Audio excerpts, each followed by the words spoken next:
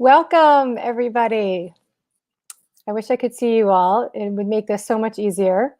But I see your comments in the chat, and that's so exciting. So hello to all of you from Indiana and the UK and Brooklyn and Southern California and Wisconsin and Minneapolis. I'm scrolling through Florida, California, Georgia. Washington, Long Island, North Carolina, Oklahoma, Texas. Wow, it's amazing. Thank you so much for joining us this evening. My name is Erica Rand Silverman, and I am a literary agent with the most amazing boutique literary agency, Stamola Literary Studio. And it's my pleasure to be introducing you to and spending time with my colleagues, Allison Remcheck and Allison Hellegers today. So they can tell you a bit about who they are and what kind of work they do and what they're looking for.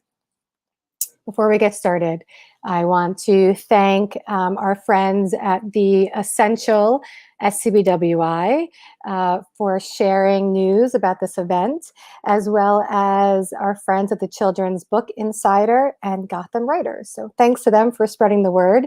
And if you don't know the organizations that I am talking about, I am going to put their websites in the chat because they are wonderful resources for you to check out. Okay, so I'm going to bring in Allison Remcheck and Allison Hellegers, but before I do, I just want to, for those of you who are totally new to publishing, I just want to be very clear about what a literary agent is. Who are we? So literary agents manage your careers as authors and illustrators, as bookmakers. We help you to sell your work into the industry. We sell your work to publishers. We help to protect your interests contractually when you do a contract with those publishers. And creatively, we support you there as well. And we hope to have these long careers with you as you grow, as bookmakers. So I'm going to bring in Allison Hellegers first. I see that Allison Remcheck got kicked off because of the internet. This is the reality of what we deal with. So I'm sure she'll be back in a second. She was backstage. Hi, Allison Hellegers. Hi, everyone. How are you? I'm grateful to you, Allison, for agreeing to do this crazy idea I had. So thank you so much. And I'm going to bring in the other Allison. And here she is, Allison Remcheck. Allison, thank you so much for spending your night with us tonight. And thank you for organizing this. So, Allisons. What makes one Allison different from the other Allison? I'm a writer and illustrator. How do I know which Allison to query? Who are you both? You're both named Allison. You're both from Ohio. You both majored in journalism. True or false? True. You're looking like, are you just one Allison? You're one being? You're different. So we're going to start tonight by establishing how Allison is different from Allison. I have some questions for you. Question number 1. If you were a dessert, what kind of a dessert would you be?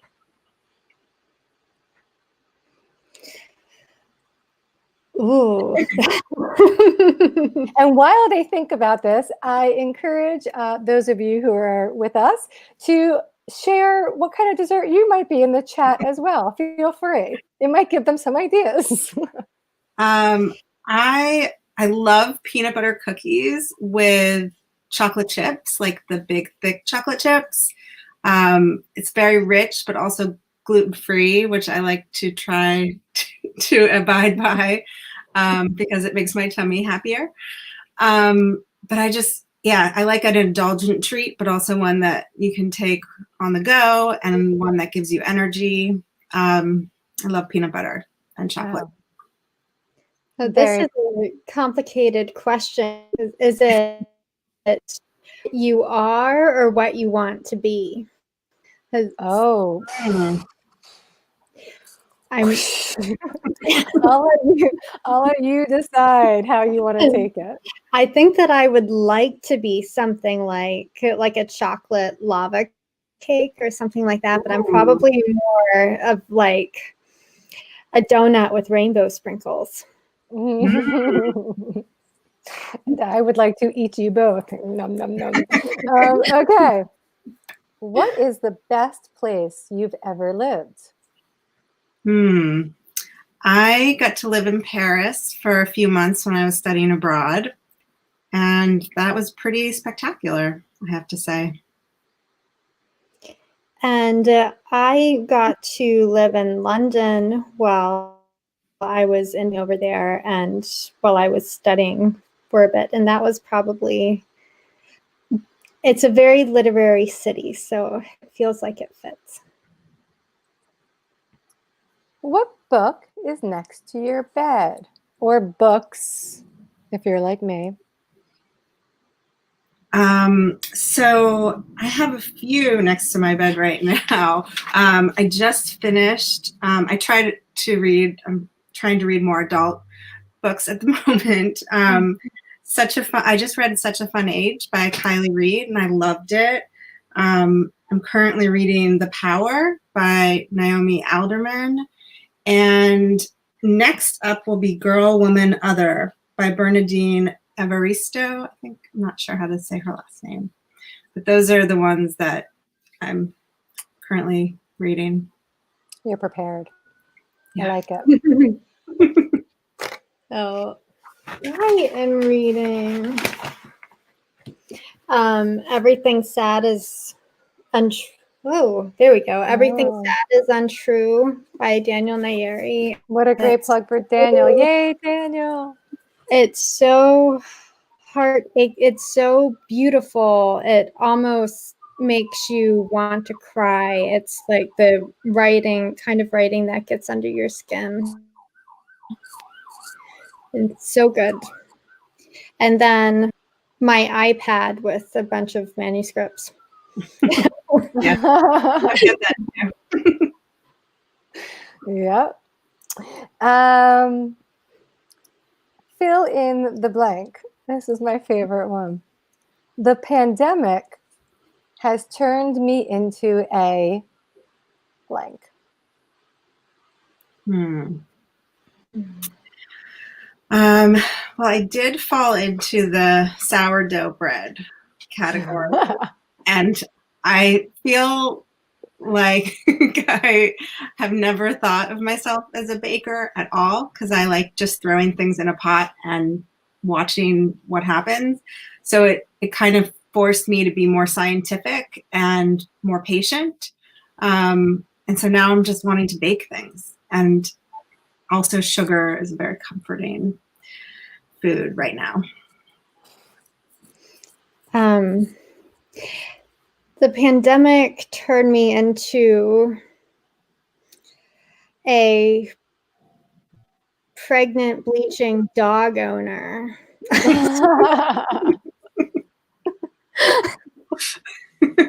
That's so good.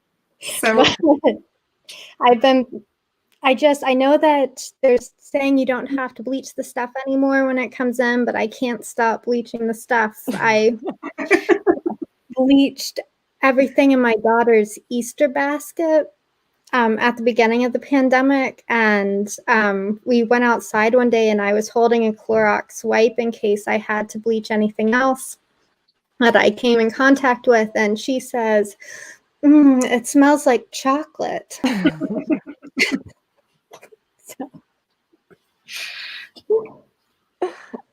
I like it. I really want to hear some from the viewers too. The pandemic turned Ellen into a hiker. Oh, that's a good thing. turned Jessica into a coffee drinker. Exner, if I'm pronouncing your name right. Oh, wait, you guys are moving so fast. Into a person who watched Cats 6 hours a day. Cat TV. I love the Golden Girls Addict one because I just love that show, and it's such a good mood booster. Oh, Jackie, the pandemic turned her into a freelancer. I saw that one. Avery, a retired extrovert. We're in a virtual homeschooling, full-time working mom of 4. And you're here, which I think is impressive. Good for you. Good for you. Okay. Good.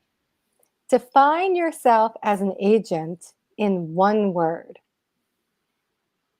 All right. So I would say maybe worldly, because in addition to agenting, most of my background has been in foreign rights. So not only do I think about and want things that offer different kinds of world perspectives and international voices, I'm always very excited about. But I also look at a book from like a worldly view, like, is this something I can only sell in the US? Is this something maybe that has legs elsewhere? So I think I kind of always think of projects on that term. How about you, Allison? I would say my word is editorial. I come from an editorial background. I'm not necessarily looking for things that are perfect. I'm looking for books that speak to me, things that I can see this could be something more. And, I hope to find the right people who want to work with me on them. And if you had to describe your ideal client in one word?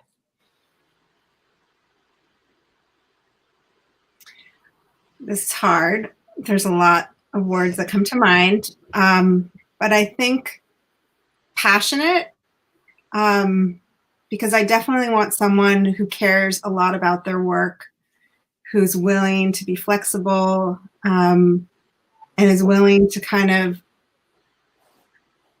go the extra mile and has, and I recognize the passion in them.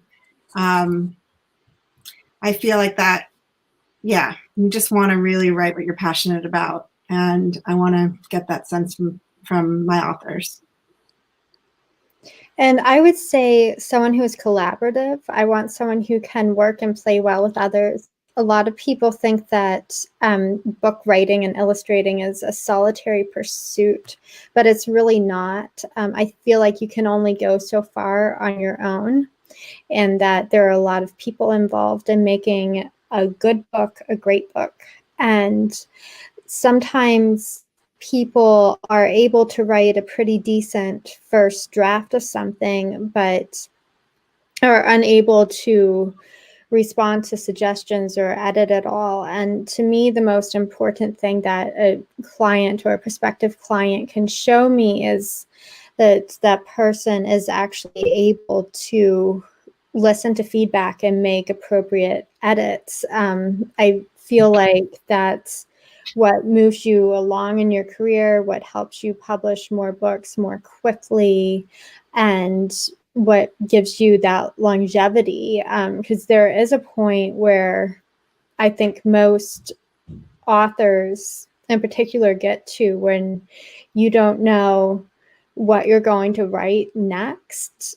And sometimes it takes somebody from the outside saying, I have an idea like this. I think that you would be really good at writing something like this. What do you think about these scenarios? Or what if we took this idea that you had and brought it in a different direction?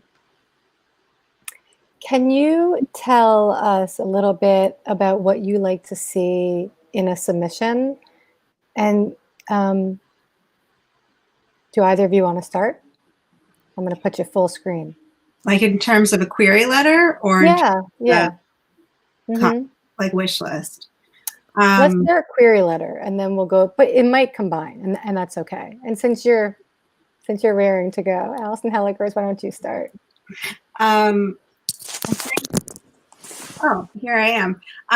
For a query letter, I really like to see an author's personality come through. I like to see that they've done a bit of research on me as well as an agent, that they're not just cutting and pasting that first line and saying hi, and then, it could go to anyone.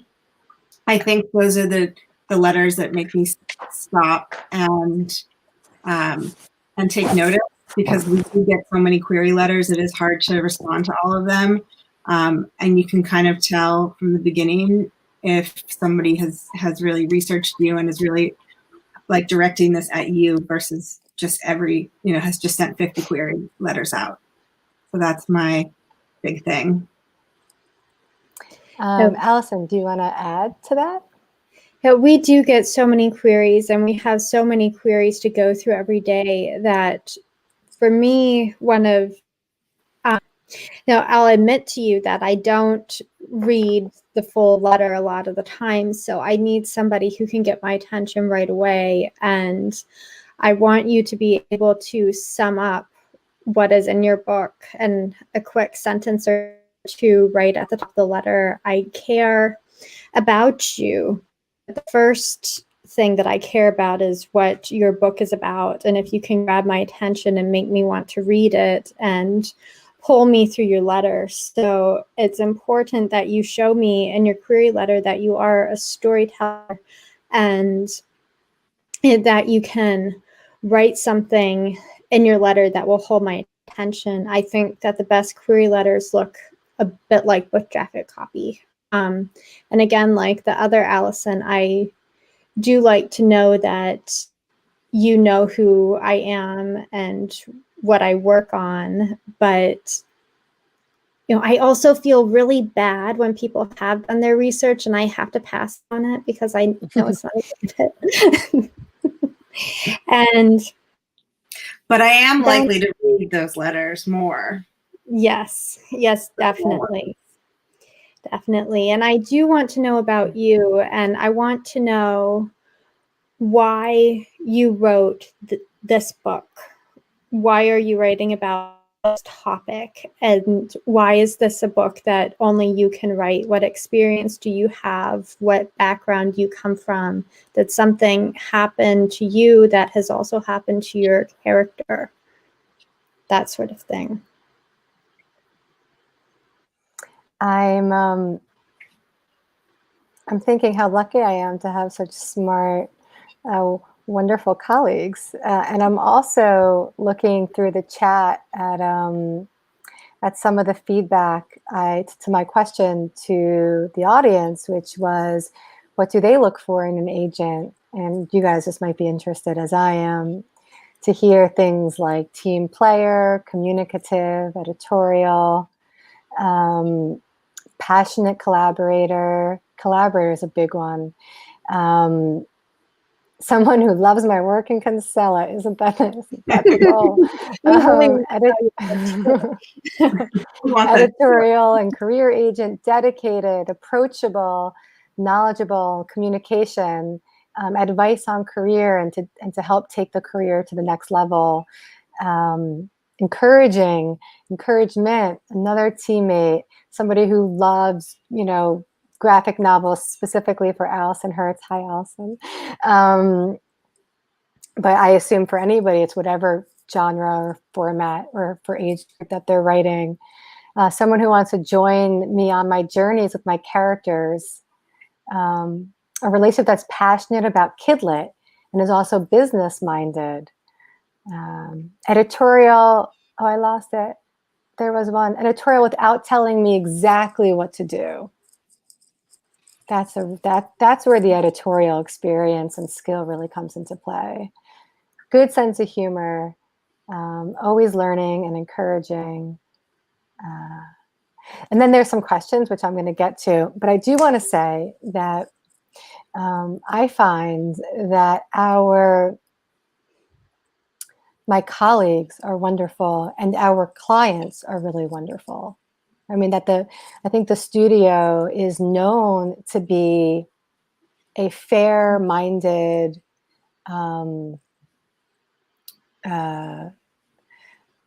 highly respected, warm, collaborative agency that has excelled, extremely well in the industry, and that is true of our clients too. It is a family-run agency. We're when I say boutique, we truly are a boutique in the true sense of the word, and it feels like a family. And I've heard agenting, talked about as marriage, right? This is like a whole nother conversation, and maybe we could do a Simola Live on that. But all these comments about teamwork, I think, is right, because the best, one of the best comparisons I've heard between an agent and a client is a coach, right? And that and you're really helping to coach your clients. You're encouraging them. You're telling them to get in there and play, but there's also that business side of it as well, of course. So I've sold them all. They now all want to be rep by Simola because they believe me that we're the best agency ever. So tell me, and tell everybody who's listening, what it is that you're looking for in terms of literature. So wish list. Yes. Yeah. Okay. I can start by just saying, currently I'm mostly looking for middle grade, young adult, and I'm going to start opening up to adult more. I have been doing some adult co-agenting on behalf of some UK and Australian agents, and I have been really enjoying that space, and so I'm going to try my hand at doing some of my own adult work as well. And I think as far as wish list, I just love falling in love with something that I'm absolutely not expecting to see in my inbox. So it's always a really hard thing of what exactly I'm looking for. But I do tend to love contemporary, really strong voices. I love things with feminist perspectives or something that touches on social justice. I love themes of environmentalism. And also I really do, I like sci-fi when it has to have, when there's like a speculative element, but it's kind of grounded more in contemporary. I think, and when I'm talking about, I think all of these different things that could go in any genre, although I do tend to think that middle grade contemporary and magical realism are sort of my sweet spot right now. I think I'm doing a lot of those types of deals. I love books about, with anthropomorphizing animals. I can't talk. And I like something that where like a character is really searching for meaning in life, and something that really resonates emotionally. And then on the YA side, I really like a lot of commercial things that can, whether they're speculative, whether they're fantasy grounded in reality or contemporary. But mostly I'm looking for own voices and BIPOC writers, primarily right now, and also just strong voices that I'm going to fall in love with and really just not want anyone else to have, basically. So when I offer representation, it's usually because I have literally fallen in love with your manuscript and your idea. Allison? It'll never get old. It'll never get old. Allison Remcheck. So I'm looking for picture books, middle grade and YA. Some of the things that I like sort of span across the age groups, but with picture books, I'm looking for author illustrators. When I think about picture books, I like very specific stories about very specific events that are symbolic of something larger, that have a greater meaning to them. When I look at illustrators, I have a tendency to go for people who have more of a fine art background and style. Even though I do like the sparse style, I also am sometimes a more is more person. And I really, with picture books, I am looking for those stories where every child feels like they can connect to it and have experienced it, but it's maybe from a different point of view that they wouldn't have gone in for. With middle grade, I am definitely looking for contemporary own voices. Own voices could be a different cultural background or neurodiversity, LGBTQ. I would really like to see that in middle grade. And I'd like to see these stories without being didactic, and I would like to see the own voices span across different genres. So own voices fantasy, own voices contemporary. And somebody is asking me if I only rep author illustrators for picture books. I do rep author only, but I don't advertise it as much. Oh, I forgot one thing. I do like nonfiction picture book text about events or people that I don't know much about or haven't heard of before. But with middle grade and YA, I'm definitely looking for a lot of contemporary mystery thriller. I like fantasy when there's one foot in reality. I like dystopic when it isn't that far removed from the world that we're in right now. I like science fiction, but not necessarily outer space science fiction, except for when it absolutely blows me away, and that has happened. I like my stories to have an element of mystery to them, regardless of what they are.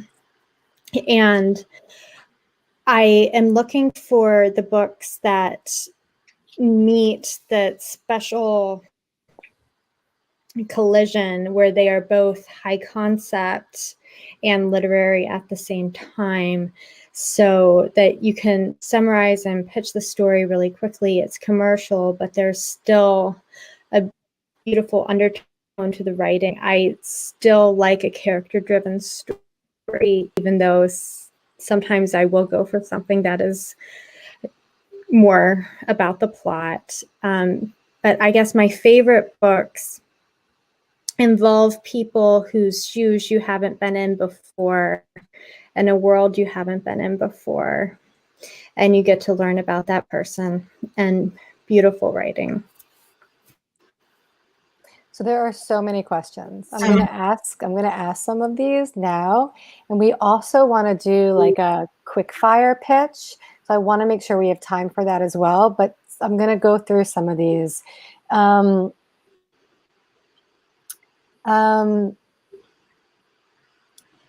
Okay. So for both of you, do you represent author only for things like picture book and graphic novels? Allison Hellegers? So I like to do all the genres. I do picture book through adult, and I have just been wanting to focus a bit more on middle grade through adult at the moment. But I really love when I find an author who wants to write in different genres. A picture book author of mine, I just did a cookbook deal for.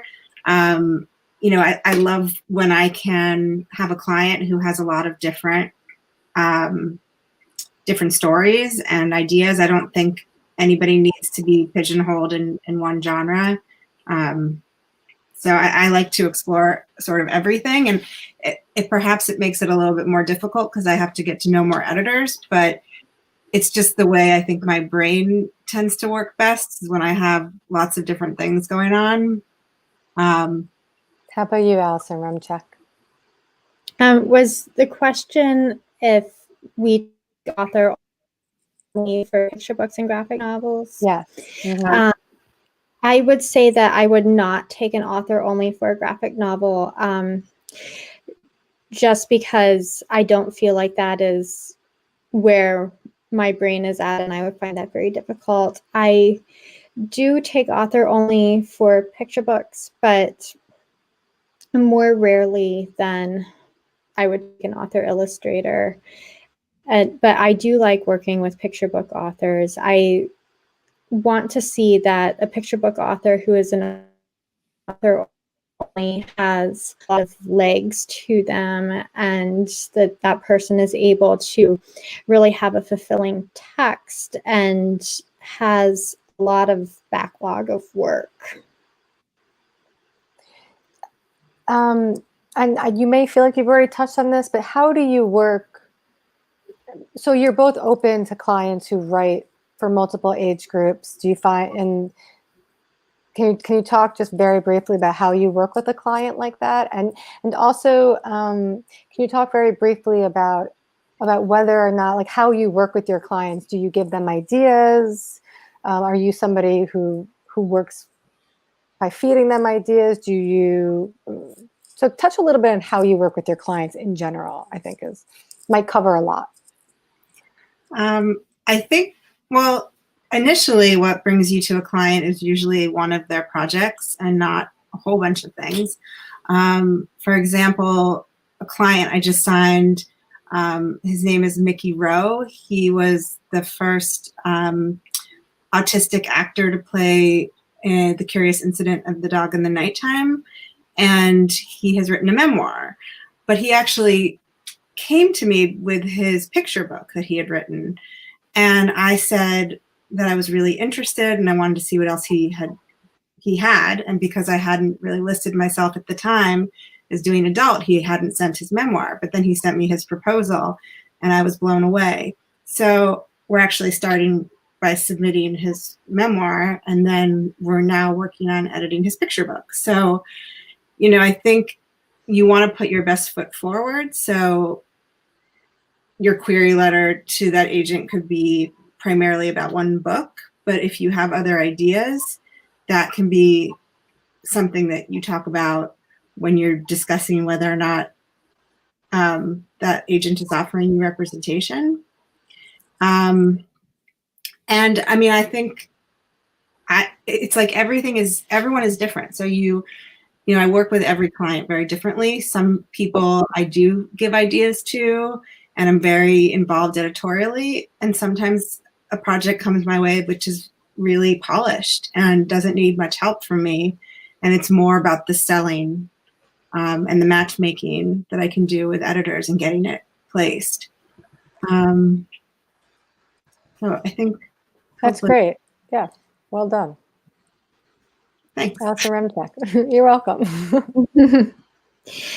So I also have a picture book writer turned memoirist. And this person, I sold a nonfiction picture book text for her that is about a character who has a disability, and then her memoir is about her own struggles with the disability that she has. So there's kind of a connection there that kind of helped me work with her and to be able to pitch the memoir itself. If somebody is working, it's quite common for somebody to write middle grade NYA or picture books in middle grade. If somebody wants to do a children's book and adult books, that may or may not work. That would be something that we'd have to talk about. If it's a genre that I would feel more comfortable in, like women's fiction or literary fiction or something like that, then it would probably be fine. If you're writing nonfiction book about economics or something is probably not going to work. And in terms of that collaborative process, I do have brainstorming sessions with most of the people who I work with, and it probably doesn't happen that we're not necessarily feeding you ideas, but there's a lot of bouncing back and forth that by the time you get to the end of the conversation, sometimes it's difficult to know whose idea it was anyway, and just that it's good. And very often I'll see somebody's text and think, this has the right skeleton to it, or the concept is there, but it hasn't been executed in a way that works. Like maybe the point of view is wrong. Maybe it should be written the point of view of a different character, or maybe there's something about the storytelling structure that isn't working, and I can see it working better in a different way, that sort of thing. Can you both talk briefly about what experience you have selling IP, working with publishers on IP and work for hire? Sure. I actually worked for Alloy Entertainment for 3 years as their managing editor and their rights director. And then when I went to my last job before— Will you tell people who Alloy, just for people who don't know? Oh, yes, of course. Alloy is the packager who did Gossip Girl, Pretty Little Liars, The Lux, and then later they also kind of were essential in pushing Nicola Yoon. And also, if you go back, they did the Sisterhood of the Traveling Pants. They used to be called 17th Street Productions. It was really fascinating to be part of such a successful development company and see what they do and how they work with writers and authors, and how authors have really become so much more integral. And I also, my last company was a sister company to Working Partners, which is the UK packager for middle grade titles like Beast Quest and Warriors. And so I worked on some, just been in development rooms on both ends, which has been really exciting, and then sold foreign rights. So I actually do think, and I've seen a lot of great things happen with IP. And what's interesting now is that a lot of publishers have their own IP departments. And so one of the things I am trying to do, since I have that experience, is connect with those editors and make sure they know the clients that I have who are interested in doing IP. Because it's good, especially for the people who just need extra work and who are really good writers and maybe just don't have the idea. IP can be a really great experience. I've heard also and know of many not so great experiences, but I think overall, I'm a big fan of it and would, be happy to have clients who are open to it. And I have some experience with selling some IP projects as an agent and then also working on them back when I used to be an editor. I think that one thing that some people don't realize is that a lot of books that don't look like IP actually are IP, that they were commissioned based off of an editorial meeting, and the author is given a synopsis or a concept that they need to go with and fulfill. And I think that there were authors that we worked with a lot to do it, and sometimes it is very good for the author. Are we allowed to give solicited, unsolicited advice here? Sometimes you really have to fill out the project. Sometimes it is much better to do it under a pen name. Sometimes these projects don't sell very well, and they can end up really helping your career. I know authors who have turned into major super bestsellers off of their IP projects and have gone on to have really wonderful careers because of them. And then I know authors who haven't been able to find work again because their sales have been so bad from the IP projects that they've done. Yeah. So it's, I would go into it carefully. And pen names are good. And, I think that publishers usually are pretty good about working with the author and getting their own perspective on the project and trying to make it sound authentic to that author's voice. But there were a lot more constraints to it. There might be a certain ending that you have to have no matter what, or certain things that need to happen in the book if it's fiction. I really honestly much prefer to work with nonfiction IP because it just feels safer to me. It just sort of does what it does without an author having to mold themselves as much. And just to let people know, so when we're talking about IP, we're talking about intellectual property that the publishers own, where they bring the idea to you as a work for hire, which can mean all different arrangements. But at the end of the day, it's the publisher who owns the property, not you. We are mostly in the business of developing your own projects that you own the copyright to, but we will, publishers do come to us with ideas for writers. We do have clients who bring those opportunities to us when it comes to them, and we will pitch clients who are looking for that extra kind of work. So yes or no answer. Do you work with Illustrator only? Yes.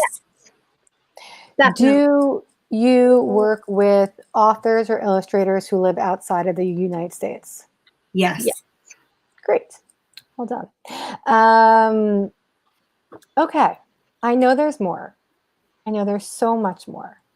But I think it's time for pitch quickfire.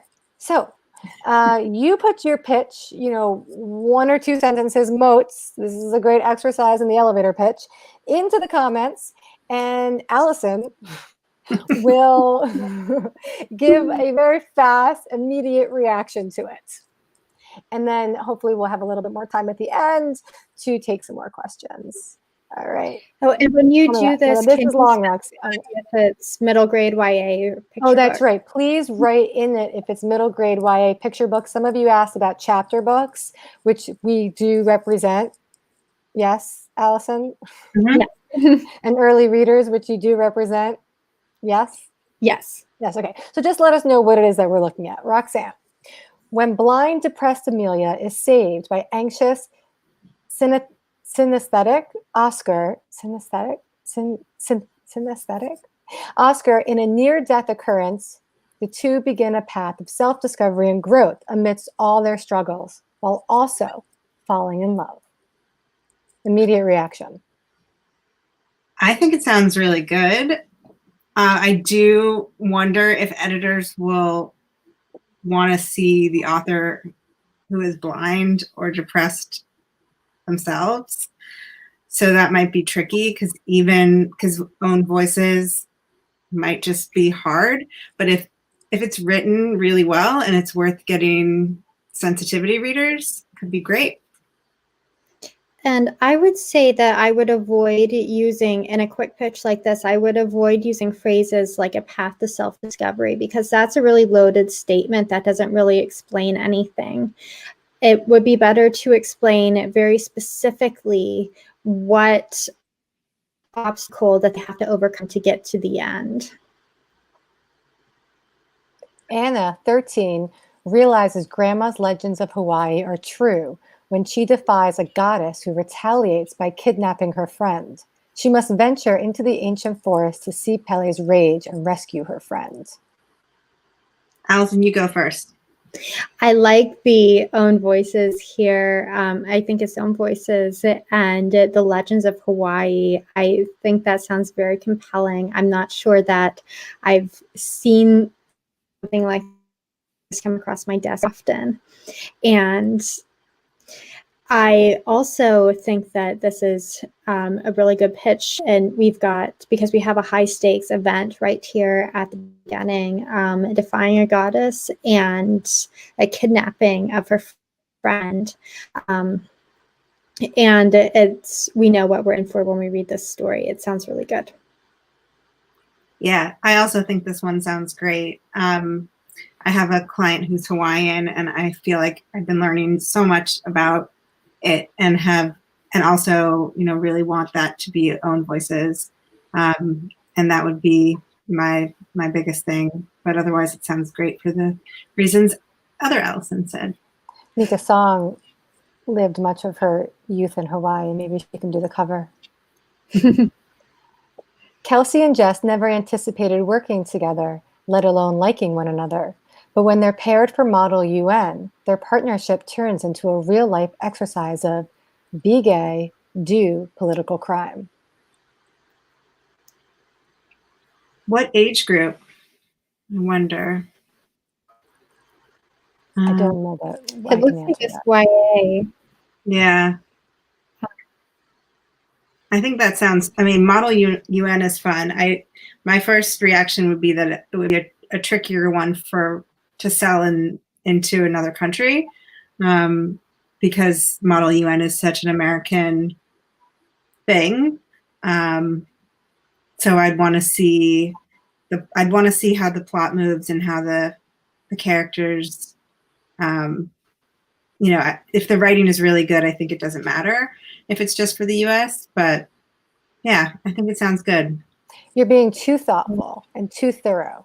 We have to move fast. Put a really snappy line at the end, be gay, do political crime.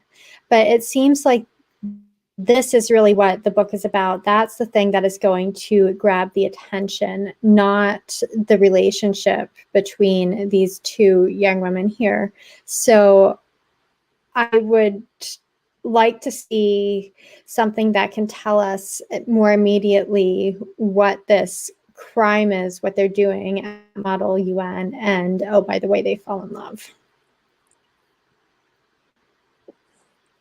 The Sandman's 13-year-old daughter is ready to prove a girl can be Sandman in the new dream building competition. But if her vengeful uncle exposes her magical community, there may never be another Sandman. I don't know what Sandman is. I think that I think I would be confused, and I might pass this one up, because is Sandman like a fantasy man? Is he a man of sand? I don't know. It reminds me of the Santa Claus or something like that, like where I'm assuming the Sandman is the person who comes and puts the dream at night. That's Sandman. Yeah. Oh, yeah, the dream. Oh, yeah, that one.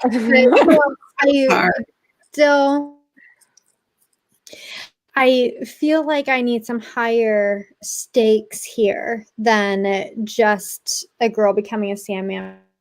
That feels a little bit too tropey to me. It reminds me too much of other stories that I've read before. So I need something a little bit more surprising in this. Picture book. The reader wants an unusual pet, and the narrator knows just the place to go.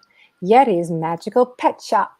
However, there's a lot to consider when bringing home a new lifelong friend. Bring gloves. I should read this one to my kids who want a dog. I want one too. I'll have you respond to the picture book ones, Allison. I think that this sounds like it could be a very fun story. And I like the idea of the magical pets and the bring gloves at the end. I feel like I'm lacking some conflict here where I don't know what exactly what the conflict is and what the stakes are. And it seems like a story that needs those conflicts and stakes to be demonstrated. So that's what I would like to see. But it sounds like there might be something here. 13-year-old Eliza needs a mental health break. Instead, she falls into the magical archipelago from her Gammy stories. Cute Gammy. One world's lore just might be another's reality, and she's the only one who can save it. I love the sound of this one. I think that going into like magical worlds is a really interesting way into talking about mental health and kind of mixing them together. I think that sounds really cute. And I kind of want to know what the ending stakes are here. One world's lore just might be another's reality, and she's the only one who can save it. What happens if she doesn't save it? Does she ever go back home? Does she get stuck? Does the world disappear while she's in it? Queen's Gambit with a side of rom-com. Chess is a metaphor for life. I love that this meets this. As long as it's not the Hunger Games meets, because we get a lot of Hunger Games meets blah, blah, blah. You can imagine. YA novel about chess player must fight sexism and anxiety at a big tournament while her father battles a mysterious chronic illness. So I did see a few editors tweeting about wanting Queen's Gambit YA. I think it would have to be done extremely well because it seems like someone's going to get it pretty soon because of that show, and I loved the show, so I can understand. I think I'd be more interested in something that's like Queen's Gambit, but for like dirt bikes or like something that isn't like a women's sport, but you can compare it to Queen's Gambit. I liked that show not because of the chess. I don't play chess, but I just loved the characters, and so that's the same thing I'd be looking for in a book. And it's okay if one of you just wants to be like, that was sufficient. Well, we could also so that we can move through faster. We could do it faster if one of us does one and then one of us does the other, and then unless you both really have something to say, don't hold back. Okay. Middle grade thriller, circus camps, an adventure for kids with unruly sensory magic. When camp's threatened by power-hungry Bane, Shea leads a race to exhume family secrets, risking her magic and freedom to stop them. This sounds like it could be really compelling. There have been a lot of books written about kids that have these magic powers, though. And I'm going to want to know what makes this different. And it's probably going to be some plot event in here that does that. So I need to know how this book stands out against all the other books about kids that have magical powers. I'm interested in this circus camp concept, though. That sounds really interesting to me, and I think that it could have some really good world building. 24 times or by second person, 24. Like the show 24, maybe? Oh, times second person point of view. A testing mix-up lands you in a shelter for the dying, but nothing about Nola virus adds up. Your escape triggers a manhunt by an evil pharmacorp, and your only hope to find and save your family is a conspiracy-driven reporter with a risky plan. YAS. This sounds really good, but it doesn't sound up my alley because I'm not really looking for virus books and not particularly looking for like a manhunt kind of rescue, like a crazy action-based sort of thing. Although I think they do well and someone else could do well with them. But I have heard just in general, and I've kind of been saying no to anyone who's trying to do anything virus related right now with the coronavirus. It just feels like it's not the right time. 15-year-old Will was born low vision. never able to distinguish more than the vaguest shapes and shadows, until he opens an ancient medallion and starts seeing spirits. This sounds really interesting. What I'm being told here is about one event that happens to the character. So I'm missing a lot of what the story is really about, because this feels like something that should happen within the first 3 chapters. So what happens when he starts seeing the spirits? What do they do? Where does it take him? What's the outcome here? Middle grade. Free Willy meets the one and only Ivan about a rebellious boy who fights to rescue a dolphin whose embittered owner is threatening to sell her to a water park known for its cruelty. Yes, I love this idea. I love rescuing animals, and the one and only Ivan is one of my favorites. Anything that kind of talks about environmentalism, and also I think this type of rescue mission on the middle grade side is something I'd be interested in. Yeah, this sounds great. And just to note that some people are like, it's hard to get it all in when you're telling us to do it in 1 sentence or 2. We know. You have to learn how to do it. But yes, exactly. Eyeball superpowers, the ultimate user's guide. The ultimate user's guide, Blinky, the spunky eyeball, reveals 10 superpowers you didn't know you had, like night vision adaptation and accelerated regeneration. Middle grade informational fiction. All right. So I'm looking at this and I see that I really don't understand what this is about. I'm sorry. I would probably pass on it just because I'm a little confused here. I feel like I'm being told about one character trait and not what is going to be done with it. So I need a little bit more story here, and I need to know what the stakes are, what I have to lose. But kind of cool. What are our eye superpowers? Somewhere between a little and a lot, there is enough. But when you're a kid, enough is hard to spot, even though it's always there. Picture book, contentment, anti-materialism themes, social justice. So there's something I love about this, which is that you can get a tiny bit of the writing into the pitch, and you can tell that there's some really beautiful writing in there, and also the themes. I have no idea what it's about, but I would probably want to ask for more, because that's just who I am. I'm curious about this one. For Iris, breaking a prophecy is easy. Falling out of love with the villainous prince, not so much. Together, they must save the world from each other before they are consumed by their powers. YA fiction. So here I really want to know how they must save the world from each other. That sounds really compelling. What are these characters doing that would put the world at risk?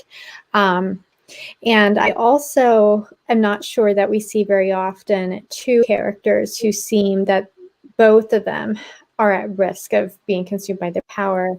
I could do with a little bit more in the pitch. I'm sure there would be in a query. And I kind of want to know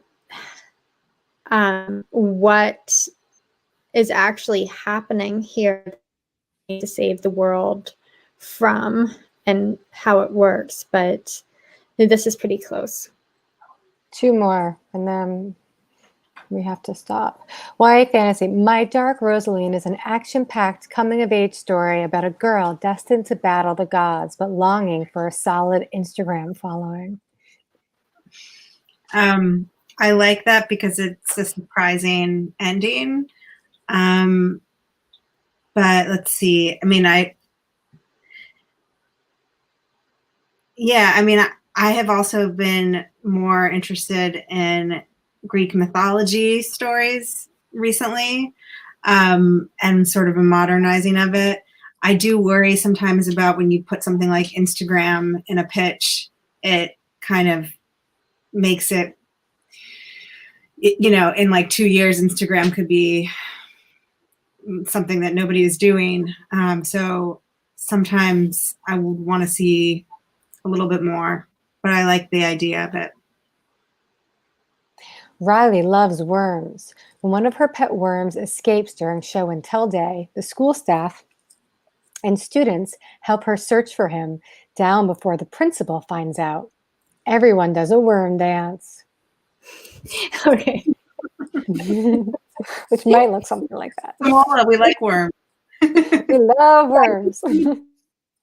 Keep right. This does sound pretty cute, and we know a lot of the things that we have here. We've got kind of a quirky, weird main character who loves worms, and we know what the stakes are. The worm disappears. We need to find it. And we know what our ending is, because obviously it turns out okay because they do a worm dance. So if this is written well, there could be something here. I see a note here, Irish mythology. So I wonder if that relates back to the pitch, Allison. That's cool. I love any mythology, right? That's not Greek. I mean, Greek is great, but any new mythology that's not as popular. Okay, all. Before we go, Allison, could you tell us? Can you promote? Can you share with us one or two of your clients' books that you're really excited about? Sure. I have this printout of my client Colby Cedar Smith's "Call Me Athena," Girl from Detroit. Ruta Sepetys just wrote a blurb and is calling it "Exquisite."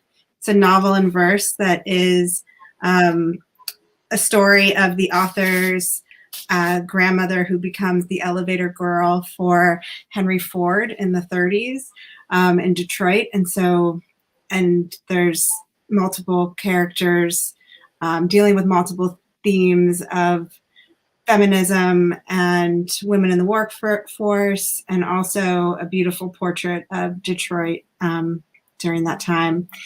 And it's getting some great pre-publicity buzz. It's coming out this summer. It got a great quote, didn't it? Yes, yeah. So I don't know if you can see it, but Ruta Sepetys says "exquisite," and they're doing all the kind of bells and whistles. It's coming out with Andrews McNeil in summer 2021. And then just another one, I co-agented this adult novel that I'm really excited about called "Meet Me in Another Life." That simply I pitched as Russian Doll meets Time Traveler's Wife, and it's gorgeous. It's starting to get some really fantastic buzz. It's coming out in April. I'm so excited, and this is also a really good example of the kind of adult fiction I'm looking for. Really great book club, but also spiritual, meaningful, and a really great love story as well. So those are two. So my first one is available now. Sorry, I feel like I know. camera. There you are. You're perfect. I know. This is weird. Lupe Wong Won't Dance by Dana Barba Higuera. This is a middle grade book published by Levine Corrido. It's about a girl named Lupe Wong who is part Mexican, part Chinese, and she is a huge baseball fan, and if she gets straight A's, she's going to get to meet her hero, who is also Mexican Chinese. But somebody loves it. Yes. A lot of people love it. It's so good. One thing she has going against her is the fact that she's afraid that she's going to fail gym because there's a square dancing unit and she doesn't want to do it. And at first she just doesn't want to square dance, but then she starts to investigate it and it realizes that it comes from some non-inclusive origins, and she's able to sort of change things at her school. And it is really funny, warm, and it really tugs at your heart, which is exactly the same thing that Sister of the Bollywood Bride does by Nandini Bajpai. And this is coming out in May and by Little Brown. And this is about a girl named Minnie whose mother has died and her sister is getting married. And she's determined to make sure that her sister has this big Indian wedding the way that her mother would have given her, but she's the only one here who can plan it. So she's planning her sister's wedding when a giant hurricane starts coming at them and might ruin the whole thing. And this is kind of like Bend It Like Becca meets My Big Fat Greek Wedding. It's very fun, very funny, commercial, warm, diverse. It's great. There's so many questions and There's so many questions and so many comments, but I want to, I want to respect Allison's time. And I know you have families to get back to, and I want to respect all of your time too, who are visiting with us today, because I know we had called this from 5 to 6 p.m. So this won't be the last time that we do an event like this. But if you feel like Allison Remcheck or Allison Hellegers is the right agent for you, we encourage you to query them. I put the query link in the chat and let you know that Allison Remcheck is currently open to submissions. Allison Hellegers will be open again on January 4th. When you send in your query, at the top of your query, write "Meet the agents" in all caps so that they will know that you spent the evening with them here tonight.